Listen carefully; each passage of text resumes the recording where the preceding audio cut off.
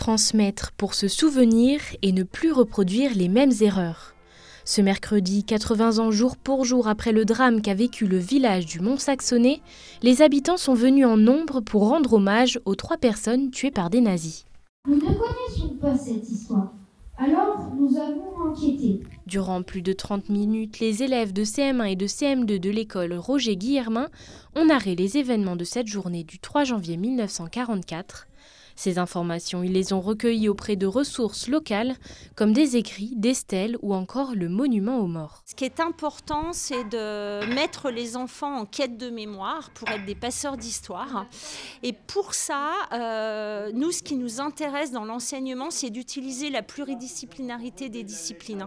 Et au-delà de la discipline historique et de la méthode qu'on utilise, qui est une méthode qui est proche de l'historien, où on va vraiment enquêter, recevoir un témoin, lire des documents sources, des traces du passé. Ce qui est intéressant, c'est de permettre aux enfants de s'interroger et de pouvoir débattre sur des valeurs citoyennes. En plus du récit de Joseph Maniglier, chef de camp des francs-tireurs et partisans, les enfants ont pu compter sur le témoignage de Robert Colfutti pour comprendre cette journée. Le Haut-Savoyard était présent, il avait 10 ans à l'époque. En emmenant les élèves sur le lieu du drame, il a partagé son histoire. J'ai circulé tout l'après-midi là où les maisons étaient en flammes. J'ai été obligé, il y avait un maquisard qui avait été abattu à côté d'une maison où tout allait s'écrouler sur lui. On l'a mis sur une luge, on l'a transporté plus loin.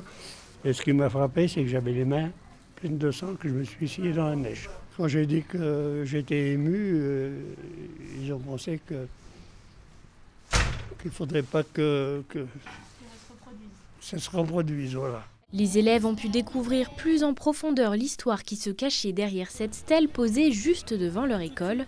Une histoire qu'ils pensent garder longtemps en mémoire. La paix, c'est bien et faut toujours la garder.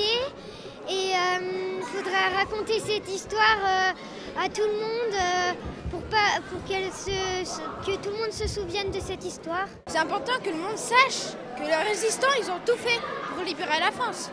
Je retiens que c'était une cérémonie de commémoration, donc c'était pas un spectacle de l'école de fin d'année. Donc pour moi, c'était pas très joyeux que cet événement se soit passé, puisqu'on parle quand même de mort. C'est triste et la guerre, elle servait à rien à part pour gagner des terres. Cette enquête de mémoire s'inscrit dans le projet citoyen fêter le 80e anniversaire de la libération de la Haute-Savoie, porté par l'UCEP 74, l'Union sportive de l'enseignement du premier degré. À travers cette cérémonie et tout le travail qui a été fait en amont, le devoir de mémoire est ainsi assuré pour les prochaines générations.